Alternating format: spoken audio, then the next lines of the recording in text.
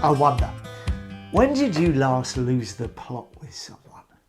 Or get super angry? Maybe it was over something trivial.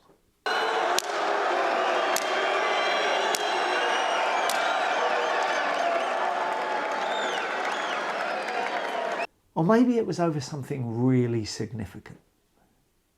Maybe it was made worse because you were tired, or maybe you had it all under control and were still angry.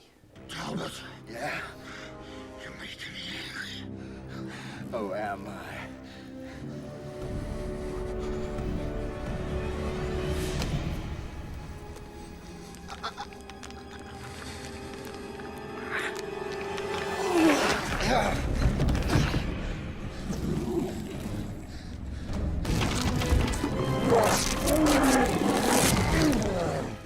Maybe, just maybe, you even uttered the words, "I could kill them." No, of course not. Our journey through the Sermon on the Mount has really only just begun. Jesus on a hillside bringing a new upside down message to the Jewish people, and he's not pulling his punches. We've explored the Beatitudes, the blessing statements, and discovered that they work in isolation, but when we put them all together, they act almost as a collective guide to what it means to have right relationship with God and right relationship with one another. Jesus made it pretty clear by comparing us to salt and light that we're meant to do more than just listen. We're meant to live it out to help bring flavour to and preserve the goodness of society through shining a light on who God is. And then in verses 17 to 20, he speaks about fulfilling the law, calling his followers to demonstrate even greater righteousness, more right relationships with God and one another, than the Pharisees and the scribes. Yep, Jesus was the new man in town, but what he came to say was built most certainly upon what had come before. It's just that this is Jesus. So as always, he takes it deeper. Let's hear the words of Jesus from Matthew 5:21 to 26 concerning anger.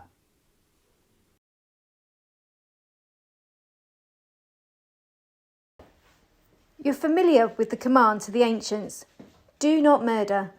I'm telling you that anyone who is so much as angry with a brother or sister is guilty of murder. Carelessly call a brother idiot and you might just find yourself hauled in court. Thoughtlessly yell stupid at a sister and you are on the brink of hellfire. The simple moral fact is that words kill. This is how I want you to conduct yourself in these matters. If you enter your place of worship and about to make an offering, you suddenly remember a grudge a friend has against you. Abandon your offering. Leave immediately. Go to this friend and make things right.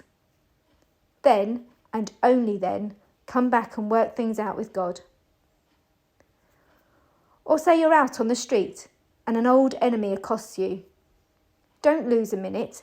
Make the first move. Make things right with him. After all, if you leave the first move to him, knowing his track record, you're likely to end up in the courts, maybe even jail. If that happens, you won't get out without a stiff fine.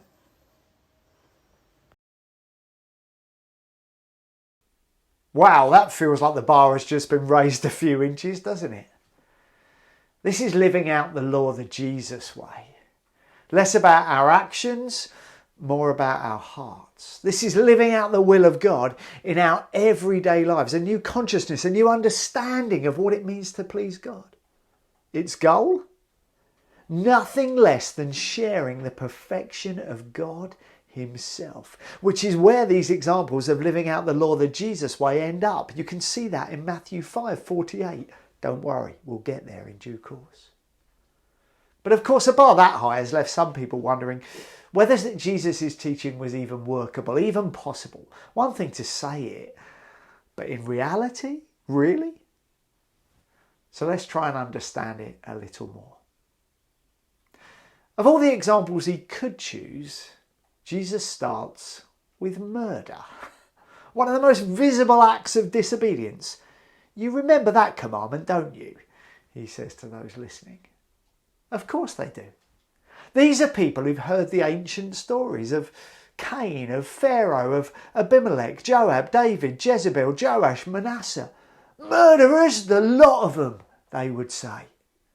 You wouldn't find us breaking that commandment, because almost anyone can find the restraint not to murder. But Jesus takes it deeper. Let's read his words again. You're familiar with the command to the ancients, do not murder. I'm telling you that anyone who is so much as angry with a brother or sister is guilty of murder. Carelessly call a brother idiot and you might just find yourself hauled in court. Thoughtlessly yell stupid at a sister and you are on the brink of hellfire. Jesus is taking this way beyond our actions, which can be seen and judged by anyone, to the thoughts and attitudes which underlie those actions, even if they don't end up coming to fruition. Jesus makes this about our thoughts, or the words we say. This is a theme we'll see again and again through the Sermon on the Mount. Angry thoughts and insulting words deserve the same judgment as murder. Jesus makes it about our hearts because everything flows from there. This is a nod back to the words of 1 Samuel 16:7 when David is about to be chosen as king. The Lord looks on the heart. Now, there's something really important to understand here that will help us as we journey through the Sermon on the Mount. You see, these instructions that Jesus is giving are not actually centred on avoiding sin. That implies it's all about what we don't do. Instead, what's here is about the positive goal of discovering what it means to follow the will of God, the way we're called to try and live inside and out, a positive way that makes us better, makes our relationships better, makes our communities and our world better. That's what Jesus is getting at. Can we live so that our thoughts, words and actions become a glimpse of heaven on earth? Now that's something to aim for. Of course, it makes it something we have to work at. Although I'm not suggesting you have to work at not murdering, or I don't think you would. But my gut feel is that's reasonably straightforward for most of us. But I suspect we'd all have to work at those moments when our tempers get the better of us. And there's a stark incentive. Don't do this, and the implications go on a sliding scale from judgment to trial to hellfire. If you were listening to Jesus and falling asleep, that may well have been the moment you woke up. It's also a reminder that there is more here at stake than just living in nice communities. It's not enough to be nice. We're called to give our hearts over to God, to surrender them to him. Jesus' focus on anger finishes with yet another challenge. He says to those listening, don't even think about coming to God with your sacrifices if you've got something you need to resolve with someone else. The importance of this is huge. This is about the hatred that we hold on to deep down. We might say it holds on to us. Now, for someone listening to this on the shores of Lake Galilee, Jesus would have known that the only place they might have made such a sacrifice was 80 miles away at the temple in Jerusalem. That means there's quite an incentive to make sure you're right with everyone else before you get to the altar, like a 160-mile round trip incentive. Now, I recognise that we don't make sacrifices today, and our temple, if you can call it that, is relatively nearby, but the principle remains the same. God's heart is for us to be in right relationship with one another, so much so that if there's any sort of grudge, it demands decisive action. I don't think there's any wriggle room in that.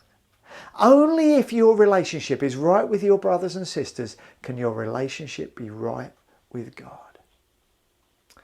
If you're anything like me, that feels right. But it also feels pretty uncomfortable. Let me leave you with a couple of thoughts though. This is Sam Fender, a singer from the Northeast who's pretty popular in our family. His biggest hit is a song called 17 Going Under. And in it he sings of the anger that he's clearly held on to. I was far too scared to hit him, but I would hit him in a heartbeat now. That's the thing with anger, it begs to stick around. So it can fleece you. He goes on to sing of how that type of anger is so destructive that it can actually take away your beauty. So that's one thing to think about. Here's another. What if we actually lived this out? What if we actually opened our hearts to the Holy Spirit and said, Lord, help me. I really want to lose the anger and hatred from my life. Imagine how different the church would be.